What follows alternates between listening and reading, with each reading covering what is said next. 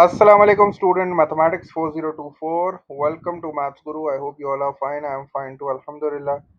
Student, in this video we will solve a question on vectors and this question has been taken from October November 2015. पुराना question है लेकिन question interesting है और vectors का topic है भाई सबसे ज़्यादा मुश्किल टॉपिक यही लगता है बच्चों को। तो सबसे ज़्यादा फरमाइश इसी टॉपिक की आती है कि वेक्टर्स का रिवीजन हो जाए, बस कोई ऐसी ट्रिक्स पता चल जाए कि हमारा वेक्टर का क्वेश्चन निकल जाए।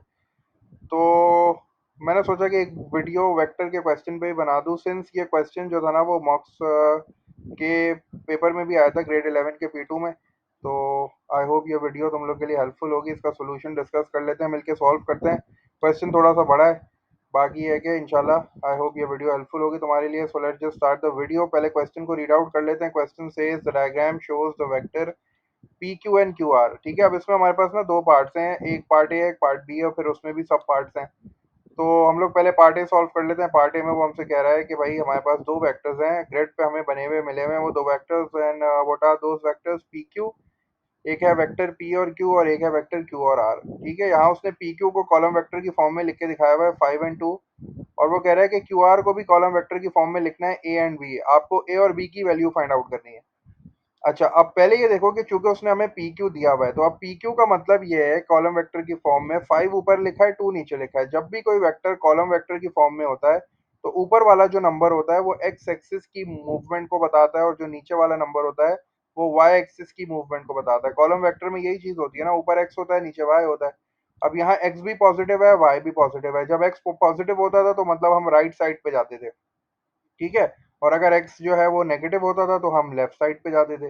अगर y पॉजिटिव होता था तो हम अप जाते थे ऊपर की तरफ, और y अगर नेगेटिव होता था तो हम डाउनवर्ड जाते थे। तो अब यहाँ ये कह रहा है कि भाई मैं जा रहा हूँ p से q।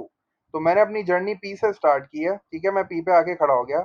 अब ये कह रहा है कि in order to go to q तुम्हें 5 आगे जाना है और 2 ऊपर जाना है। ठीक है, 5 पॉजिटिव मतलब 5 राइट और 2 अप। तो मैं यहाँ खड़ा हो गया p पे आके, अब मैं 5 आगे जा रहा हूँ, 1 2 3 4 5, और अब मुझे दो ऊपर जाना है। तो अब दो ऊपर जाके जो है ना मैं डॉट लगा दूंगा। तो इसका मतलब है इस तरह जो है ना हम वेक्टर्स को ड्रॉ करते हैं। मैंने इनिशियल पॉइंट पे भी डॉट लगाना था, ठीक है।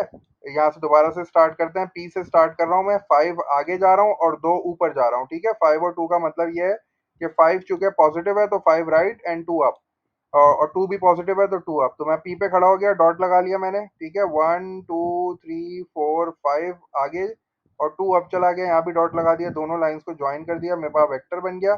एरो का ख्याल रखना, एरो उसने बोला है कि आप पी से क्यों जा रहे हो तो इस तरह का एरो लग जाएगा। तो इसका मतलब है कि ये मुझे समझ में आ गया कि अच्छा उसने कॉलम वेक्टर में ऐसे दिया हुआ है। तो अब वो कह रहा है क्यू से आर जो है ना वो ए एंड बी है। अब देखो क्यू ये रहा, अब मैंने क्यू पे डॉट लगाया हुआ है, मुझे आर पे जाना है। तो ऊपर का नंबर एक्स की डायरेक्शन बताता है, एक्स एक्सिस की मूवमेंट बताता है। तो मुझे ये देखना है कि मैं आगे गया हूँ कि पीछे गया हूँ। तो मैं पीछे तो नहीं गया, मैं आगे गया हूँ, एक बॉक्स में आगे गया हूँ।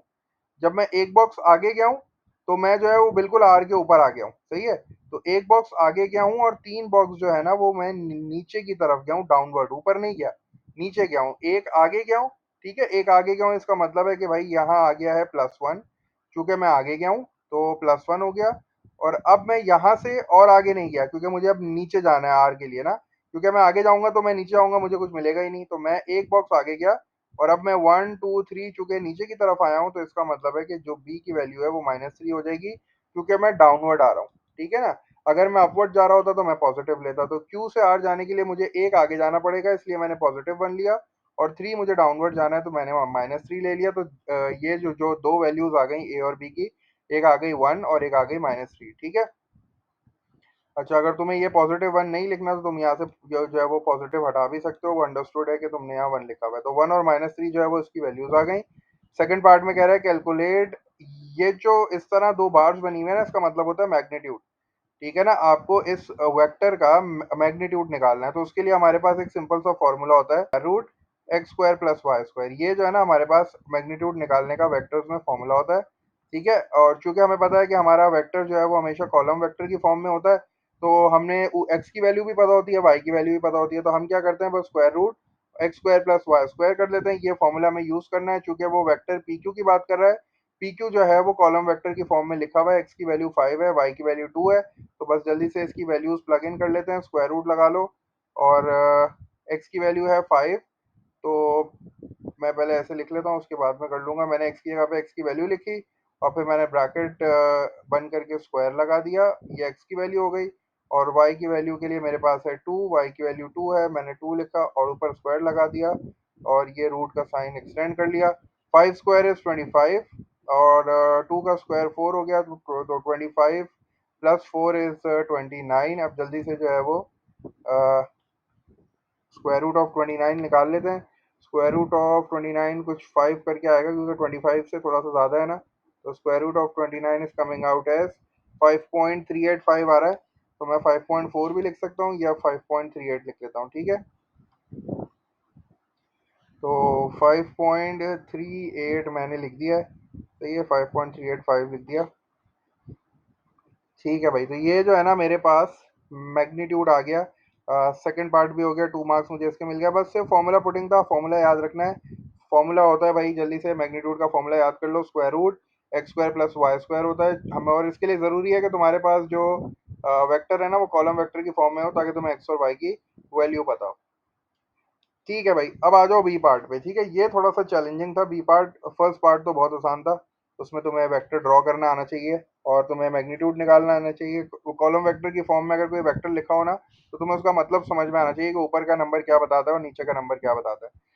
चलो भाई, पार्ट बी पे आ जाते हैं। पार्ट बी में वो हमसे कह रहा है, अच्छा पार्ट बी जो है ना वो रूट वाला क्वेश्चन है ना, जिसमें रूट्स होते हैं, रेशियोज हैं। तो अब इसमें थोड़ी सी जो डिटेलिंग है ना वो फिगर पे हम साथ साथ करते रहेंगे ताकि हमें बाद में प्रॉब्लम ना हो। तो O A C B is a parallelogram. सबसे पहले तो तुम्हें ये पैरेललोग्राम का वर्ड जो है ना ये अपने जहन में रखना है कि O A C B is a parallelogram है, क्योंकि जब भी पैरेललोग्राम आता है ना मैं इक्वल वेक्टर्स मार्क करता हूँ सबसे पहले। अब ओ ए सी बी जल्दी से आ जाओ फिगर पे और देखो कि भाई ये कौन सी है। ओ ए सी बी जो है मुझे यहाँ से नजर आ रहा है, ओ ए सी बी। अब इसमें मैं सबसे पहले क्या काम करूंगा, मैं जो है ना वो इक्वल वेक्टर्स मार्क करूंगा। अब इक्वल वेक्टर्स ये बी है, तो मैं इस डायरेक्शन में यहाँ भी, यहाँ से लेके यहाँ तक बी हो जाएगा।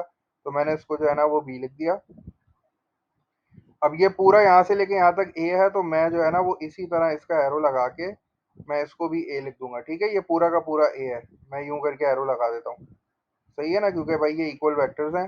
तो ए यहाँ से लेके यहाँ तक हो गया, तो ये भी पूरा ए है, ये बी है, तो ये भी बी है। ठीक है, तो ये तो मेरे पास सारी इंफॉर्मेशन हो गई पैरेललोग्राम की। मैंने पैरेललोग्राम का काम कर दिया, डन। अब आगे बढ़ता हूँ। वो मुझसे कह रहा है ओ ए जो है वो ए के बराबर है और vector O B is equals to b, और D is such that, D एक पॉइंट है, वो सच दैट वो कह रहा है कि 2 times O B is equals to B D. अच्छा, अब 2 टाइम्स ओ बी। अब एक काम ये करते हैं कि आपके पास ओ बी की वैल्यू है, हाँ ओ बी की वैल्यू है मेरे पास, ओ बी भी है, तो इसका मतलब ये हो गया कि बी डी जो है ना वो हो गया 2 बी। ठीक है, क्योंकि उसने बोला है ना 2 टाइम्स ओ बी, तो ओ बी की वैल्यू कितनी है, बी। अगर मैं यहाँ बी पुट कर दूं तो ये बन जाएगा 2 बी। तो बी डी की वैल्यू कितनी है, बी डी की वैल्यू हो गई 2 बी। तो मैंने यहाँ बी डी का एरो भी लगा दिया और मैंने यहाँ ये भी लगा दिया कि भाई यहाँ से लेके यहाँ तक जो है ना वो 2 बी है, क्वेश्चन में गिवन था। ठीक है, और फिर वो आगे मुझसे कह रहा है कि E is the mid point of C D. E है जो पॉइंट आपको नजर आ रहा है ना, ये सी डी का मिड पॉइंट है। सी से लेके डी तक जो डिस्टेंस है वो ई उसका मिड पॉइंट है, समझो। ये E is the mid point of C D का मतलब ये हो गया। अब E is the mid point of C D है ना, इससे वो हमें एक चीज बताने की कोशिश कर रहा है कि भाई अगर आपको सी ई चाहिए या आपको ई डी चाहिए, तो पहले आपको सी डी फाइंड करना पड़ेगा। उसको डिवाइड बाय 2 कर लोगे तो आपको जो है ना वो ये वाला डिस्टेंस मिल सकता है। तो हो सकता है कि हमसे आगे यही पूछ रहा हो। देखो फर्स्ट पार्ट में उसने यही पूछ लिया कि express C E as simply as possible in terms of A B. तो अब मुझे सीई निकालना है, तो सीई चूंकि उसने मुझे यहाँ बताया हुआ है कि भाई ई मिड पॉइंट है सी डी का, तो पहले मैं सी डी फाइंड कर लेता हूँ और फिर मैं सी डी का जो भी आंसर आएगा उसको डिवाइड बाय 2 कर लूंगा, तो मुझे सीई पता चल जाएगा। अच्छा, यहाँ मैंने एरो मार्क नहीं किया है, ये सीई बोल रहा है, इसका मतलब है यहाँ भी एरो जो है वो इस तरफ है और यहाँ भी एरो जो है ना वो इस तरफ है। चलो भाई, अब सबसे पहला हमारा टास्क क्या है कि सबसे पहले हमें सी डी फाइंड करना है, क्योंकि अगर हम सी डी फाइंड करेंगे तभी हमें सी मिलेगा, वरना हमें सी नहीं मिलेगा, क्योंकि हमें जो है वो सी डी नहीं पता है। अगर सी डी पता होता तो हम सी निकाल सकते। तो अब पहले सी डी निकालते हैं। क्या मैं सी डी निकाल सकता हूँ? हाँ, मैं बिल्कुल निकाल सकता हूँ। सी डी के लिए मुझे जो है वो रॉन्ग वाला जो है ना, सॉरी, सीडी के लिए मुझे लॉन्ग वाला रूट लेना पड़ेगा। ये वाला रूट भी मैं ले सकता हूँ सीडी के लिए। पहले मैं सी से बी आ जाता हूँ, ठीक है, और फिर मैं बी से डी चले जाऊंगा, तो ये वाला रूट भी मैं ले सकता हूँ, ये भी आसान है। और मेरे पास जो लॉन्ग रूट है मैं वो भी ले सकता हूँ। वो क्या है, मेरे पास सी से पहले मैं ए आ जाऊँ, ए से फिर मैं ओ चले जाऊँ, ओ से फिर मैं बी चले जाऊँ और बी से फिर मैं डी आ जाऊँ। तो ये भी जो है वो एक्सेप्टेबल है, क्योंकि all the things are given, तुम्हें ये भी पता है, तुम्हें ये भी पता है, ये भी पता है, ये भी पता है। लेकिन मैं क्या करता हूँ, शॉर्ट वाला रूट ले लेता हूँ। सीडी के लिए मैं क्या कर रहा हूँ, पहले मैं जा रहा हूँ सी से बी, तो मैं यहाँ अपना रूट जो है ना वो लिख लेता हूँ। रूट लिखने की जरूरत नहीं होती, बस ये होता है कि आप जो है वो आपसे गलती ना हो, आपको पता हो कि भाई आपको किस किस की वैल्यूज पुट करनी है। तो पहले मैं जो है ना वो सी से बी चले जाता हूँ, और फिर मैं बी से डी चला जाऊंगा। सही है, तो मैं जो है वो सी डी पे पहुंच जाऊंगा। तो अब मैं जल्दी से इनकी वैल्यूज जो है ना वो पुट कर लेता हूँ।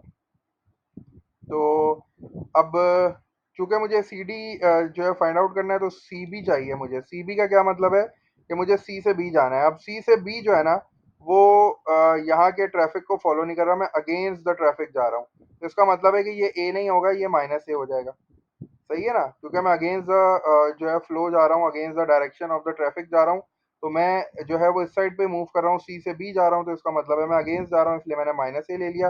और फिर जब मैं बी से डी जाऊंगा तो मैं ट्रैफिक को जो है वो फ्लो क्या वो फॉलो कर रहा हूँ, तो इसका मतलब है कि मैं जो है यहाँ प्लस ले लूंगा। तो मेरे पास जो सी डी की वैल्यू आ गई वो आ गई minus A plus to be. अब चूंकि चूंकि मुझे सी ई चाहिए, तो मैं क्या करूंगा, C D divide by two कर लूंगा। तो जब मैं सी डी को टू से डिवाइड करूंगा, सी डी मेरे पास क्या आ गया, माइनस ए, या फिर मैं इसको इस तरह भी लिख सकता हूँ। मैं जो है पहले इसको ऐसे लिख लेता हूँ, टू बी माइनस ए। और जब मैं टू बी माइनस ए को डिवाइड बाई टू करूंगा, क्योंकि मुझे तो सी ई चाहिए, मुझे सी ई चाहिए। सी ई क्या है, basically C D divide by two, क्योंकि ई जो है वो मिड पॉइंट है। तो अब जब मैं इसको डिवाइड बाई टू करूंगा, तो मेरे पास जो आंसर आ जाएगा वो ये टू बी के नीचे भी टू है, तो ये मेरे पास बी बन जाएगा। और ये मेरे पास बन जाएगा माइनस ए अपॉन टू। तो this is the answer of first part, B minus A upon two. मैं ये यहाँ भी लिख लेता हूँ। तो B minus A upon two जो है ना, ये मेरा पहला आंसर आ गया। B minus A upon two, ये मुझे एक मार्क मिल जाएगा। तो इसके लिए मुझे सी डी फाइंड आउट करना पड़ा, और उसने मुझे इतनी बड़ी हिंट दी हुई थी कि E is the mid point of C D. वो ये बात बता ही इसी वजह से रहा था, क्योंकि भाई आपको पहले सी डी फाइंड करना पड़ेगा, क्योंकि सी डी फाइंड करोगे तभी आपको सी मिलेगा, वरना नहीं मिलेगा। ठीक है भाई, तो ये तो फर्स्ट पार्ट हो गया हमारे पास। अब आ जाओ जल्दी से वो उसका सेकंड पार्ट देख लेते हैं। सेकंड पार्ट में क्या फाइंड करना है। सेकंड पार्ट में हमें जो है वो ओ ई हमें फाइंड करना है। वो कह रहा है कि express O E as simply as possible in terms of A and B. ठीक है, वन मार्क का है ये। ओ ई फाइंड करना है हमें। तो ओ ई फाइंड करने के लिए ओ से मुझे ई जाना है। ठीक है भाई, ओ से मुझे ई जाना है। ओ से ई जाने के लिए हाँ मेरे पास सारी चीज़ें हैं। मैं ओ से ई जो है वो इस तरह भी जा सकता हूँ, पहले ओ से ए आ जाऊँ, ए से सी आ जाऊँ, फिर सी से ई आ जाऊँ। मैं यही वाला रूट ले लेता हूँ। तो मैं पहले अपना रूट लिख लेता हूँ भाई, के in order to go from O to E, मैं पहले कहाँ जाऊँगा, ओ से ई जाना है ना मुझे। हाँ, तो पहले मैं चले जाता हूँ ओ से ए। ठीक है, ओ से ए चले जाऊँगा पहले, और उसके बाद जो है मैं जाऊँगा ए से सी। ठीक है, फिर मैं ए से सी चला जाऊँगा, और जब मैं सी पे पहुंच जाऊंगा तो फिर मैं सी से ई पहुंच जाऊंगा, तो मुझे जो है वो ओ ई मिल जाएगा। तो ये सारी चीज़ें मेरे पास हैं।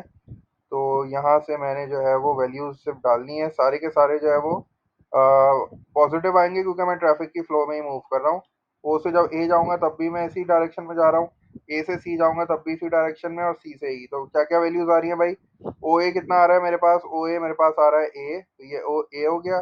प्लस ए सी कितना है, ए सी मेरे पास है बी, तो ये बी हो गया।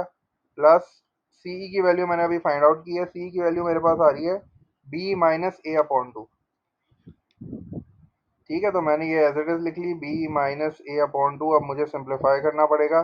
जब मैं सिंप्लीफाई करूंगा तो मुझे एलसीएम भी लेना है थोड़ा सा। ठीक है ना, तो अब ये हो जाएगा मेरे पास बी और बी, तो टू बी हो जाएगा। मैं टू बी को पहले लिख लेता हूँ। ठीक है, टू बी मेरे पास ऐसे आ गया। उसके बाद है ये प्लस ए और माइनस ए अपॉन टू। सही है भाई, अब जल्दी से एलसीएम ले लो। तो ये टू बी तो एज इट इज रहा, इसका तो मुझे एलसीएम नहीं लेना। और उसके बाद यहाँ जो है मेरे पास टू एलसीएम आ जाएगा। सही है, और ये हो जाएगा यहाँ वन है, तो इसके नीचे वन है, तो मुझे इसका मतलब है टू से मल्टीप्लाई कराना पड़ेगा। तो ये हो जाएगा टू ए माइनस ए। तो मेरे पास मेरा फाइनल आंसर आ गया भाई। What is the final answer, final answer मेरे पास आ गया है टू बी। एलसीएम लेने के बाद जो है वो मेरे पास फाइनल आंसर आ गया है two B plus A upon to.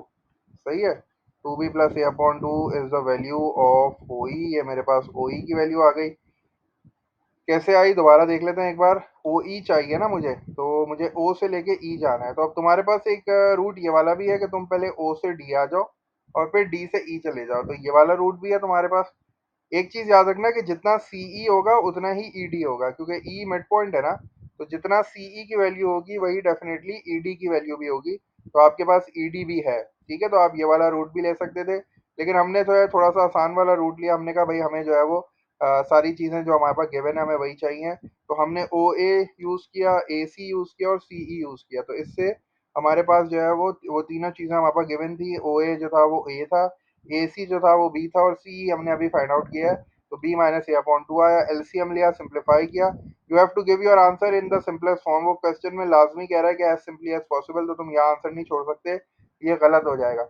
और फिर क्लियरली कह रहा है in terms of A and B, इसका मतलब है तुम्हारे आंसर में सिर्फ दो ही वेरिएबल्स होने चाहिए, ए और बी। इसके अलावा कोई और जो है वो वेरिएबल नहीं होना चाहिए, वो एक्सेप्टेबल नहीं है। तो टू बी प्लस ए अपॉन टू जो है वो हमारा ओ ई का आंसर आ गया। लास्ट पार्ट देख लेते हैं क्वेश्चन का। वो हमसे कह रहा है F is a point on B सी।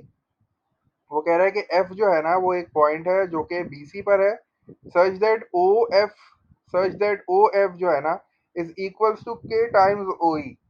मतलब ये पैरेलल वाली उसने सिचुएशन बता दी कि ओ एफ जो है वो के टाइम्स ओ ई है, ठीक है। और हमसे कह रहा है find the ratio of B F and F C. हमें बी एफ और एफ सी का रेशियो फाइंड आउट करना है। मतलब बी एफ ये रहा और एफ सी ये रहा, हमें इन दोनों का रेशियो फाइंड करना है कि भाई इन दोनों का रेशियो क्या है, ठीक है।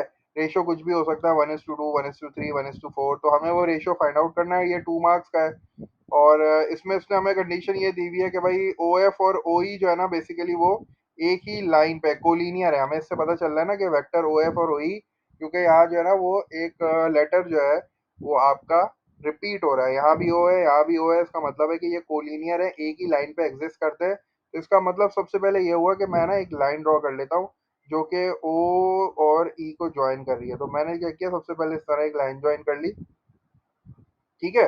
अच्छा, अब इससे होगा क्या कि इसने मुझे ना ओ ई फाइंड करवाया पहले पार्ट में।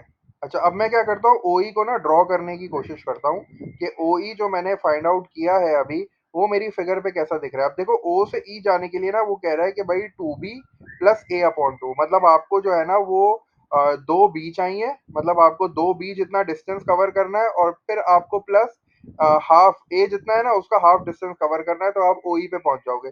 तो अब देखो मैं जरा फिगर पे इसको ना बनाने की कोशिश करता हूँ, इससे क्या होता है। मैंने देखा कि भाई ओ से ई जाने के लिए वो कह रहा है टू बी। अब देखो ओ से मैंने स्टार्ट की अपनी जर्नी, यहाँ से यहाँ तक हो गया बी। अच्छा, अब इतना बी मुझे और चाहिए, तो यहाँ से इधर आ जाता हूँ, ठीक है। ये तकरीबन टू बी हो गया ना। यहाँ से यहाँ तक बी था और फिर ये और बी आ गया, तो यहाँ तक टू बी हो गया। अब ये टू बी हो गया यहाँ तक। अब मुझे जो है ना वो हाफ ऑफ ए चाहिए। ए पूरा ये रहा, ए पूरा ये रहा। अब इसका हाफ जो है ना बिल्कुल पैरेलल मुझे एक लाइन बनानी पड़ेगी। तो मैंने क्या किया, बिल्कुल एक पैरेलल लाइन यूं करके बना दी। तो ये जो है ना हाफ ऑफ ए हो गया, ठीक है। ये मैं क्यों बना रहा हूँ, ये हाफ ऑफ ए हो गया, पहले मैं इसको लिखता हूँ फिर मैं तुम्हें बताता हूँ। क्योंकि इसके बनाने के बाद ना मुझे जो है वो दो ट्राइंगल्स बने हुए नजर आ रहे हैं अपनी फिगर में कि भाई ओ एफ बी ये भी एक ट्राइंगल है, और ओ ई अगर मैं यहाँ भी कोई अल्फाबेट लिख दूँ तो ये दोनों बिल्कुल ट्राइंगल्स हैं। और ये दोनों ट्राइंगल्स कैसे हैं, ये सिमिलर ट्राइंगल्स हैं। तो मैं सिमिलर ट्राइंगल्स को यूज करके जो है ना वो बी एफ की वैल्यू निकाल सकता हूँ। जब बी एफ की वैल्यू आ जाएगी तो वो मुझे पता चल जाएगा कि वो जो है वो किस फॉर्म में आ रही है, उसके कितने पार्ट्स हैं। तो मैं उन पार्ट्स को यूज करके जो है ना वो एफ सी भी निकाल सकता हूँ। तो मैं काम ये करता हूँ कि जब मैंने जो है वो यहाँ कंडीशन देखी, उसने मुझे कंडीशन में ये बता दिया कि भाई O F is equals to K times O E. मतलब ओ एफ और ई जो है ना वो कोलिनियर पॉइंट्स है, वो एक लाइन पे लाया करते हैं। तो पहले मैंने क्या किया, एक लाइन बना दी उसको देख के। और फिर चूंकि उसने मुझे हिंट दी थी कि सेकंड पार्ट में उसने मुझसे ओ ई फाइंड आउट करवाया था, तो मैंने ओ ई को जो है ना ड्रॉ करने की कोशिश की। ओ से ई जाने के लिए मुझे टू बी जाना है और प्लस ए अपॉन टू जाना है। टू बी का मतलब है कि भाई ये इतना बी है, तो इतना ही बी मैंने और ऐड कर दिया, तो मैं यहाँ पे पहुंच गया, ये टू बी हो गया। और प्लस इसने बोला ए अपॉन टू मतलब ए का हाफ, तो ये पूरा यहाँ से यहाँ तक ए है, तो इसका हाफ कम से कम इतना तो होगा। तो ये मैंने यहाँ पैरेलल लाइन बना दी, क्योंकि अब मुझे एक ही डायरेक्शन में ही मूव करना है ना। वो कह रहा है ए अपॉन टू है, तो मैं एक ही डायरेक्शन में ही मूव करूंगा। तो मैंने पैरेलल बना दी। अब मेरे पास दो ट्राइंगल्स बन गए। अब मैं जो सिमिलर ट्राइंगल्स वाला कॉन्सेप्ट है ना उसको यूज करके बी एफ की वैल्यू फाइंड आउट करता हूँ। कैसे करता हूँ, आपको पता है सिमिलर ट्राइंगल्स हैं, रेशियोज बनाते हैं। तो अगर मैं छोटे वाले ट्रायंगल की बात करूं तो छोटे वाले ट्रायंगल की कॉरस्पॉन्डिंग साइड ओ बी है, और बड़े वाले की क्या है, ओ से लेके यहाँ तक। तो ये तो टोटल टू बी है और ये बी है। तो मैं काम ये करता हूँ, छोटे ट्रायंगल से स्टार्ट करता हूँ। छोटे ट्रायंगल की एक साइड है बी और जो दूसरी साइड है उसकी कॉरस्पॉन्डिंग वो है टू बी। तो ये हो गया बी अपॉन टू बी, ये तो एक साइड का रेशियो हो गया। अब मैं जो है ना, जो मुझे फाइंड करनी है मैं उसका रेशियो बनाता हूँ। बी से एफ तक मुझे नहीं पता, बी से एफ तक मुझे नहीं पता, तो मैं काम करता हूँ बी एफ लिखता हूँ इधर। ठीक है, बी से एफ मुझे नहीं पता ना, मुझे फाइंड आउट करना है। तो मैंने यहाँ लिख लिया बी एफ, ये वेक्टर बी एफ मुझे फाइंड आउट करना है। और ये इसकी कॉरस्पॉन्डिंग साइड कौन सी है, इसकी कॉरस्पॉन्डिंग साइड ये है जो कि ए अपॉन टू है। तो ये हो गया ए अपॉन टू। अब मैंने इसको सिंप्लीफाई करना है, मुझे बी एफ की जो है ना, मुझे एक वो मिलेगी वैल्यू, बी से बी कैंसिल हो गया। ठीक है, बी से बी कैंसिल हो गया। ये ए अपॉन टू जो है ना वो इधर आ जाएगा, क्रॉस मल्टीप्लाई होगा जब, तो ए अपॉन टू इधर आ जाएगा, ये इस तरह हो जाएगा ए अपॉन टू। और ये वाला जो टू है वो वहां जाके मल्टीप्लाई हो जाएगा, तो वो हो जाएगा टू टाइम्स बी एफ। सही है, अब मुझे बी एफ की वैल्यू चाहिए, तो ये टू यहाँ मल्टीप्लाई हो रहा है, वहां जाके डिवाइड हो जाएगा, मतलब वो टू के साथ चला जाएगा नीचे। तो बी एफ की जो वैल्यू आ रही है ना मेरे पास, बी एफ की जो मेरे पास जो वैल्यू आ रही है that is coming out as A upon four. B F की जो वैल्यू आ रही है मेरे पास वो कितनी आ रही है, ए अपॉन फोर, क्योंकि ये टू जो है ये इसके साथ आके मल्टीप्लाई हो जाएगा टू अपॉन टू, सॉरी ये to multiply by two four हो जाएगा, तो ये ए अपॉन फोर हो गया। और मैं इसको इस तरह भी लिख सकता हूँ कि अगर मैं बी एफ लिख लूँ इधर, और मैं अपनी फिगर में जाके देखूं कि भाई ए की वैल्यू, ए जो है वो किसके बराबर है। तो ए बेसिकली जो है ना, मैंने देखा था कि ए जो है ना वो बी सी के बराबर है। तो मैं यहाँ लिख सकता हूँ कि ए जो है वो बी सी के बराबर है, तो मैंने ए की जगह पे बी सी लिख लिया और बी सी अपॉन फोर कर लिया। तो अब मुझे इससे ये बात पता चल गई कि भाई बी एफ जो है ना, basically B F is equals to B C divided by four. और अगर इसको और थोड़ा सा सिंपल करने की मैं कोशिश करूं, तो ये इस तरह बन सकता है कि मैं बी एफ को यहाँ पे ले आता हूँ और जो है फोर को यहाँ पे ले आता हूँ, तो ये हो जाएगा फोर, और इसके नीचे कुछ भी नहीं है, तो ये हो जाएगा four upon one is equals to, ऊपर मेरे पास था बी सी और नीचे मेरे पास था बी एफ। तो यहाँ से मुझे जो है वो रेशियोज पता चल गए। मुझे बी सी और बी एफ के रेशियोज पता चल गए। बी सी जो है वो फोर पार्ट्स है, ये इस पे भी एरो बना देता हूँ, इस पे भी एरो बना देता हूँ। वेक्टर बी सी जो है वो फोर पार्ट्स है, मतलब ये टोटल फोर पार्ट्स है, और ये जो है ना वो वन पार्ट है। तो अगर ये वन पार्ट है और ये टोटल फोर पार्ट है, तो ये जो एफ सी हुआ ये कितना हुआ, ये थ्री पार्ट हुआ। तो इसका मतलब है कि मुझे यहाँ से मेरा आंसर मिल गया कि मेरा जो रेशियो आ रहा है बी सी और sorry B F is to F C का, that is coming out as one is to three. ठीक है, तो ये थोड़ा सा जो है ना वो ये वाला पार्ट ट्रिकी था, बाकी सारे तो बड़े आसान से थे, सिंपल। इसमें थोड़ा सा ये था कि चूंकि उसने मुझे यहाँ कोलिनियर वाला काम जो है वो हिंट दी कि भाई ये कोलिनियर है, तो मैंने एक लाइन बना दी पहले। उसके बाद मैंने जो है वो ओ ई को ड्रॉ किया, तो मुझे पता चला कि अच्छा यार यहाँ सिमिलर ट्राइंगल्स वाला कॉन्सेप्ट यूज करके मैं बी एफ फाइंड आउट करता हूँ। जब मैंने बी एफ फाइंड आउट की तो बी एफ का तो डायरेक्ट ही मुझे रेशियो मिल गया बी सी के साथ। बी एफ और बी जो बी सी का रेशियो आ रहा था वो इस तरह आ रहा था कि बी सी जो है वो टोटल फोर है और उसमें से बी एफ वन है, तो फिर एफ सी जो है वो थ्री हो गया। तो द रिक्वायर्ड आंसर, जो रिक्वायर्ड रेशियो था B F is to F C का, that is coming out as one is to three.